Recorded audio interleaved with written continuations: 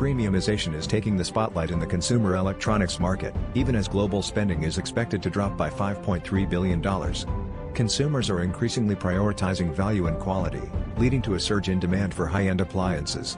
Imagine refrigerators with AI capabilities that suggest meals based on your dietary preferences.